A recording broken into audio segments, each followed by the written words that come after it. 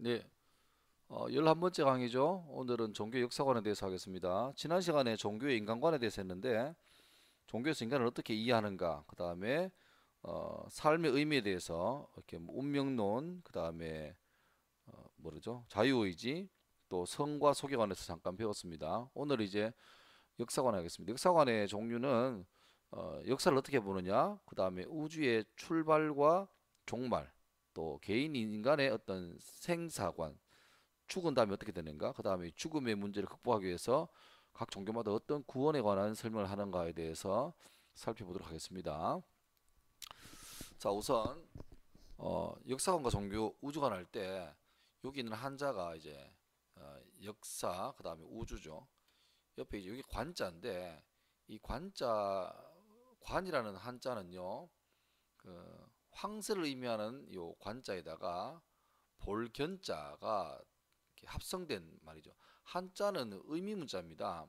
그러니까 그냥 요것만 봐도 우리가 본다는 의미인데 이게 관자가 붙은 거는 이런 의미입니다. 이게 황새가 물속에 이제 뭐 개구리나 작은 물고기를 사냥하기 위해서 물을 발에 물을 담그고 가만히 있죠. 죽은 것처럼 유심히 보고 있다가 자기 발 밑에 뭔가 먹이가 이렇게 지나가면 집중해서 뭔가를 탁 이렇게 사냥하는 그게 관자거든요. 그래서 역사관 우주관은 그냥 보이는 대로 보는 게 아니라 역사를 바라볼 때 어떤 마음을 가지고 보는가, 우주를 바라볼 때 어떤 마음을 가지고 바라보는가가 역사관 우주관입니다. 자, 책에 나오는 내용인데요. 오스발트 슈팽글러라는 역사학자는 모든 문명은 이 네 가지 과정을 거친다 그랬습니다. 여러분 순서를 맞춰볼 수 있겠습니까? 순서 발생, 사멸, 성장, 쇠퇴 가운데 제일 먼저 뭐가 될까요? 제일 먼저 발생이 돼야 되겠죠. 그 다음에는 올라가고 자라가고 그 다음에는 점점 뭔가 이렇게 찌그러져 가다가 마지막에는 없어지겠죠. 순서대로 하면 발생, 그 다음에 성장, 그 다음에 쇠퇴, 사멸 이 길을 가는 거죠. 요거 다르게 보면 요렇게 보면 되겠습니다. 상징하는 게 뭘까요? 예, 봄, 여름, 가을, 겨울입니다. 그러니까 봄이 되면 발생하고 그 다음에 여름에 성장했다가 가을 되면 쇠퇴하고 겨울 되면 사멸하는 것 같은데 문제는 겨울에 이파리도 없고 꽃도 안 피고 열매 다 떨어지고 죽은 것 같은데 또 내년 봄 되면 다시 죽었던 것 같은 여기에서 다시 뭔가 올라오죠. 그래서 위에처럼 그게 뭐냐니까 순환입니다. 이게 봄, 여름, 가을, 겨울 가서 끝나는 게 아니라 다시 겨울에서 봄으로 연결되죠. 그러니까 발생, 성장, 쇠퇴, 3일로 끝나는 게 아니라 다시 여기서 새로운 것이 발생한다. 이게 순환이거든. 순환 돌고 도는 거. 그러니까 뭐 대구는 없는데 서울에는 지하철 2호선이 순환선입니다. 한 바퀴 돌죠. 대구도 내가 알기로는 지금 3호선까지 있는데 4호선 계획이 있는데 그게 한 바퀴 도는 순환선이라고 알고 있습니다. 순환선은 빙빙 도는 거죠. 자, 불교라는 종교는 이 역사를 바라볼 때 이 순환론적으로 역사를 바라봅니다. 뭐냐 하면 사람은 한자가 어렵지 않은 한자 알아야 됩니다. 생로병사 태어나고 늙고 병들고 죽고 사람은 생로병사의 과정을 거쳐간다. 그다음 사람만 그러냐? 아니죠. 우주도. 자, 이건 좀 한자가 어렵습니다. 성주괴공이라고 성은 이루어진다, 형성된다. 그 다음에 주는 유지된다. 그 다음에 괴는 붕괴할 때 괴자죠. 무너진다. 공은 빌공자입니다. 없어진다.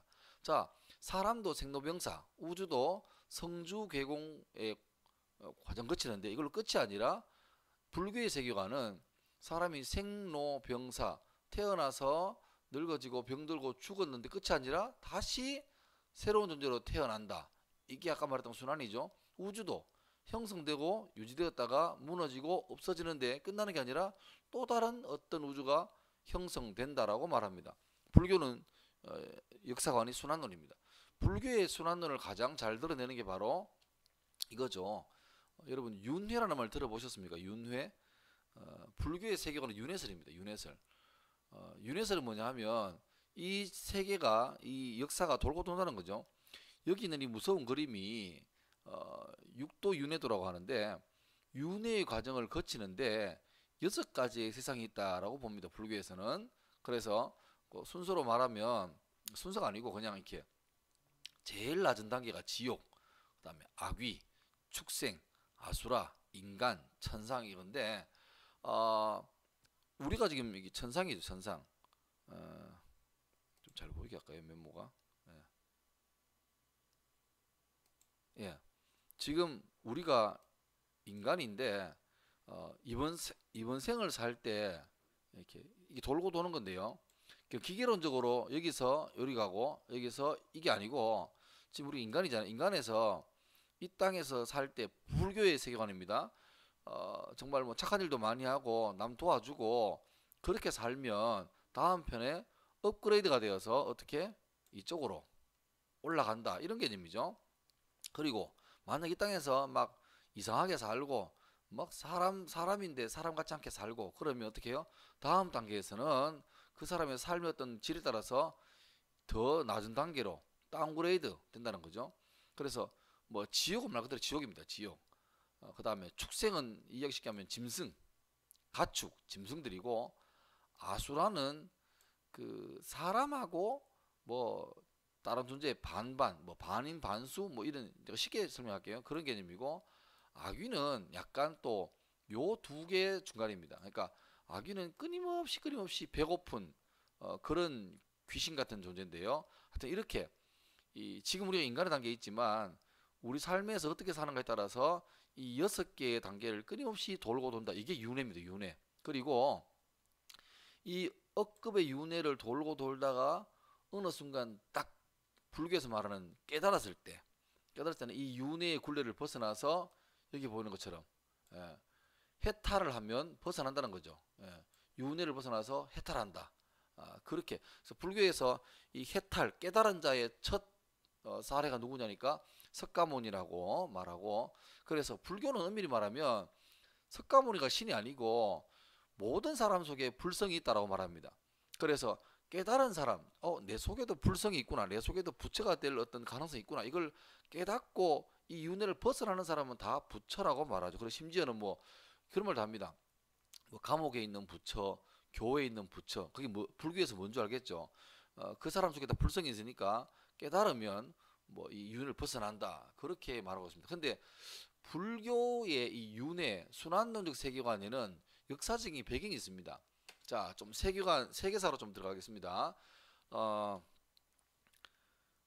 기원전 2000년경 아주 멀고 먼 옛날입니다. 이쪽에 마우스가 어디 갔나?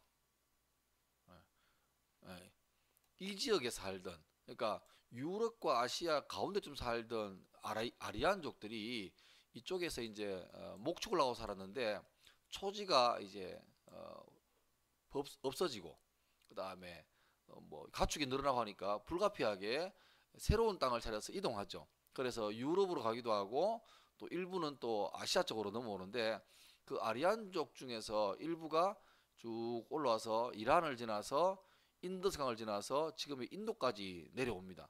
그런데 인도에는 본래 이 드라비다라는 민족이 살고 있습니다. 근데 여기에 아리안족이 넘어왔는데 본래 살던 드라비다족이 훨씬 쪽수가 많았고 아리안족은 숫자가 규모가 적었지만 아리안족은 당시에 벌써 철기 문화를 가진 민족이었고 드라비다족은 철기 뭐 전이니까 청동기쯤 되겠죠.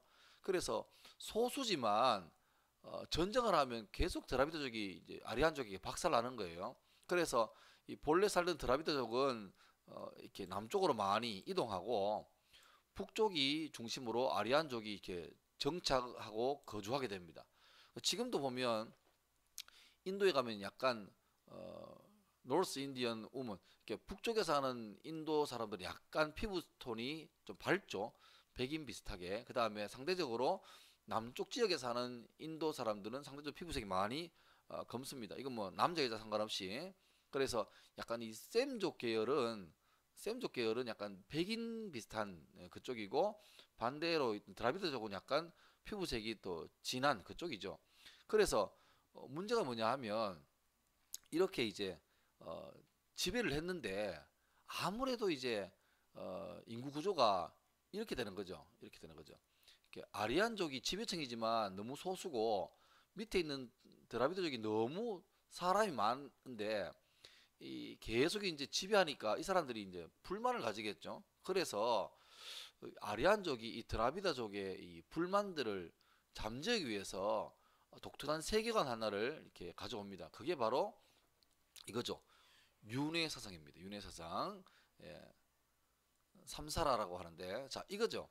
그 사람이 태어나서 살면서 살다가 죽잖아요. 죽고 난 다음에 끝이 아니고 다시 다음 생으로 태어난다. 이게 순환한다. 이게 윤회죠. 윤회죠. 근데 이런 식으로 주장합니다. 인도의 고유한 신분제도가 카스트 아닙니까? 이 카스트 중에서 지금은 카스트가 공식적으로는 사라졌는데 여전히 인도에서는 아직까지 문화적으로 이게 많이 좀 자리 잡고 있죠.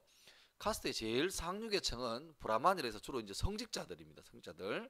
그 다음에 그 밑에가 이제 주로 무사계급이었던 크샤트리하고, 그 밑에가 이제 주로 상인들이었던 바이샤고, 그 밑에가 이제 농민들, 수트라라고 하죠. 수트라. 그리고 이 네 가지 신분에도 들지 못하는 가장 이제 우리 흔히 말하는 불가촉 천민이라고 하는 달리트가 있습니다. 달리트. 이 사람 노예들이죠. 노예들. 뭐 그래서 노예들은 엄밀히 심각하게 말하면 말할 줄 아는 짐승같이 그렇게 취급받습니다. 지금이야 많이 이제 인도도 인권이 많이 좋아졌지만 그럼에도 여전히 이제 그게 좀 남아 있는 게 있죠. 그러니까 이런 거예요. 쉽게 말하면 이제 이 아리안족들이 요 높은 자리를 차지하고 있으면서 밑에 있는 엄청난 수의 이렇게 드라비족이 이렇게 달래는 거죠. 너희가 지금 이렇게 좀 이렇게 안 좋게 태어난 이유는 전생에 제대로 못 살아서 그렇다. 그런데 만약에 지금 이 삶에 대해서 또 만족하지 못하고 성질내고 불평하고 뭐 혹시나 나쁜 일 해가지고 막 반란 일으키면 다음번에는 사람으로도 못 태어난다. 아예 다음번에는 뭐 어, 축생이나 뭐 그렇게 아예 떨어져 버린다. 아기로 떨어져 버린다. 그러니까 너희들 이 어떤 운명에 대해서 거역하지 말고 받아들여라. 그러면 잘 우리 하는 말 잘 들으면 나중에 다음 생애에 크샤트리아나 브라만으로 올라올 수 있다. 뭐 이렇게 말하는 거죠. 그러니까 이제 수많은 사람들이 이제 그걸 믿음으로 받아들이니까 오히려 그 소수의 기득권 세력한테 불만을 가지지 않고 순응하는 거죠. 그게 힌두교고, 불교 역시 이 힌두교의 사상을 받고 나왔기 때문에, 물론 이제 석가모니께서 이제 다 평등하다라고 외쳤지만 근본적인 세계관, 윤회 사상은 여전히 가지고 있는 겁니다. 그리고 불교에서 이제 불살생, 우리 지난번에 배웠죠. 계율할 때 가장 중요한 것 중에 하나가 살생하지 마라. 근데 불살생에 뭐 다른 것도 많겠지만 가장 근본적으로 뭐가 있냐니까 윤회를 믿기 때문에, 내가 오늘 잡았던 뭐 모기 한 마리, 또 파리 한 마리, 내가 그냥 괴롭혀 죽였던 그 동물 하나가 전생에 이 윤회 가운데서 누군지 모르는 거예요. 뭐 그냥 극단적으로 말하면 저분이 오늘 내가 한 마리 잡았던 이 모기가 우리 할아버지가 될 수 있고 그렇게 되는 거죠. 그래서 그런 교리적 차원에서 이 불살생이라는 굉장히 강력한 그 사상이 나오게 되는 거죠. 요게 이제 순환론적 세계관입니다. 그에 반해서 이 진보적 우주관이 있는데, 이 진보적 우주관은 뭐냐니까 순환과의 반대되는 개념입니다. 그러니까 출발이 있고 끝이 있다는 거죠. 어, 그러니까 역사가 창조가 있으면 쭉 흘러가서 나중에 종말이 온다. 그러니까 아까 그 불교에서 봤던 순환론은 창조에서 종말로 갔다가 다시 종말에서 새롭게 창조로 와야 되는데, 이 진보적 우주관은 그게 아니라 아예 창조에서 종말로, 출발해서 끝으로 딱 한번 가면 끝나는 거예요, 그냥. 그러니까 순환론적인 우주관이 사이클, 서클, 동그라미라면 이 진보적 우주관은 직선론적입니다. 한번 가면 이제 끝나는 거죠. 자, 이 두 역사관을 비교하자면 이렇게 되는 겁니다. 순환론적 역사관은 계속 발전하죠. 발전하죠. 점점 더 이제 지식과 지혜가 모이면서 발전해서 마지막에는 뭐가 되죠? 신이 필요 없고 인간 사회가 신이 되는 유토피아가 형성된다는 것이고, 또 이 진보적인 세계관, 직선론적 세계관은 맨 처음에가 제일 좋았죠. 주로 여기 기독교적 세계관인데, 하나님이 천지를 창조했을 때가 제일 좋았는데 사람들이 죄를 짓고 점점 더 이게 안 좋아지고, 그래서 맨 마지막에는 개인적으로는 죽음이 되지만 우주론적으로는 종말이 온다. 우주가 이제 끝이 나고 심판을 받고 이제 끝이 온다. 그게 이제 완전히 다른 세계관입니다. 자, 두 번째 연결되는 부분인데 생사관과 구원관, 삶과 죽음의 얘기죠. 어, 과학적으로 죽음이란 건 참 해석되기 어렵습니다. 생물학적으로는 더 이상 세포 분열이 되지 않는 것을 죽음이라 하는데 실제로 이제 사람이 돌아가셔서 요즘은 화장을 많이 하지만 매장을 하면 사람이 분명히 죽었는데 한동안 손톱이나 머리카락은 계속 자랍니다. 이상하죠? 죽었는데 사람 몸에 붙어있던 이 세포는 분열이 한동안 하는 거예요. 그러면 언제가 죽음이지? 그런 고민이 생기잖아요. 우리가 또 법적으로 의학적으로 의사가 심장 박동이 멈추면 이제 사망 선고를 하고 또 경찰이 이제 뭐 사고 당한 사람 보고 법적으로 사망 선고하지만 이제 죽었다는 건 알 수 있는데 왜 죽지? 죽음이 뭐지? 죽은 다음에 뭐가 있을까에 대한 어떤 이 형이상학적인 질문에 대해서는 과학이나 법이나 이쪽에서 답을 못 해주는 거죠. 그러니까 죽음은 어떻게 해석할까에 대해서 어떤 사람들이 이렇게 말합니다. 고통스러운 현실을 벗어나는 것. 그러니까 이렇게 믿는 사람은 이제 이 땅이 마지막이란 거죠. 죽은 다음에 아무것도 없다. 죽으면 끝이다. 영혼도 없고 무슨 사후세계도 없고 이런 사람은 이제 이렇게 하기 쉽습니다. 그래서 이제 종교에서는 스스로 이 고통스러운 삶을 마감하는 극단적인 선택에 대해서 굉장히 부정적입니다. 왜냐하니까 그건 자기에 대한 가장 무책임하고 어떤 이기적인 행동이라고 규정하고 있고 그래서 종교가 어떤 분야보다 더 어떤 생명에 대해서 윤리에 대해서 보수적이죠. 보수적이죠. 다음에 다루겠지만 존엄사의 문제나 또 어떤 뭐 낙태 그런 문제에 대해서 가장 보수적이고 그쪽 분야가 종교계고 반면에 의학계는 오히려 이렇게 좀 하고 싶어 하죠. 씨름도 하고 싶고 하는데 종교계가 제일 끝까지 붙들고 있는 그런 장면입니다. 그리고 사후세계를 믿는 사람에게는 죽음이 뭐냐니까 현생, 그러니까 지금 세계에서 지었던 내 행동, 선과 악, 혹은 기독교에서 말하는 그 믿음, 여기에 대해서 심판받는 과정이다. 죽으면 끝이 아니라 죽은 다음에 심판을 받고 심판의 결과에 따라서 천국과 또 이게 지옥으로 이렇게 나눠져서 영원한 생명, 영원한 죽음으로 처한다. 그게 이제 거기서 말하는 죽음입니다. 그러니까 죽음 그 후에 뭔가 있을까 없을까 그에 대해서 한번 보겠습니다. 자, 개별 종교에서 어떻게 죽음을 다루는가 보겠습니다. 개별 종교에서 간단하게 4개만 보겠습니다. 무속에서는 그러니까 무당 종교죠. 무속에서는 죽음이 뭐냐? 우리 몸에 있던 영혼이 몸과 영혼이 분리되는 것이 죽음이죠. 이거는 모든 종교에서 다 공통적으로 말합니다. 그런데 무속에서 영혼이 저성으로 다시 가는 게 죽음이에요. 근데 잘 가면 문제가 없는데 간혹 뭐 너무 억울하게 죽거나 이런 한이 많은 영혼이 안 가고 돌아다닙니다. 무속에서는. 그래서 막 해코지도 하고 후손들 잘 안 되게 하고 막 그렇게 하니까 그때 무당이 와서 이 한 맺힌 원혼들 구천을 떠도는 이 영혼들을 달래가지고 달래주고 말도 들어주고 해서 좋게 좋게 저승으로 갈 수 있도록 도와주는 게 바로 무당의 역할이죠. 구슬하는 게 그런 거죠. 그러니까 그렇게 이제 무속은 죽은 다음에 어떻다 이것보다 이제 그 과정 잘 보내는 거기에 집중하고 있는 게 무속에서 말하는 죽음의 문제고요. 불교에서는 아까 봤지만 불교는 세계 역사를 순환론으로 봅니다. 죽음은 생로병사의 한 과정이다. 그래서 죽는다는 것은 다음 생에서 어떤 새로운 존재로 태어나기 위한 과정으로 보고 있습니다. 물론 이제 그 과정 가운데 이 불교에서도 이게 심판 받을 때, 그러니까 몇 해 전에 개봉했던 그 신과 함께라는 영화 원투 그게 다분히 불교적인 색채의 그 웹툰이거든요, 만화거든요. 거기 보면 나오죠. 불교에서는 죽은 다음에 7일에 한 번씩 이제 심판을 받고 마지막 7번째 심판 그때 최종 보스인 옥황상제 이정재가 아닙니다.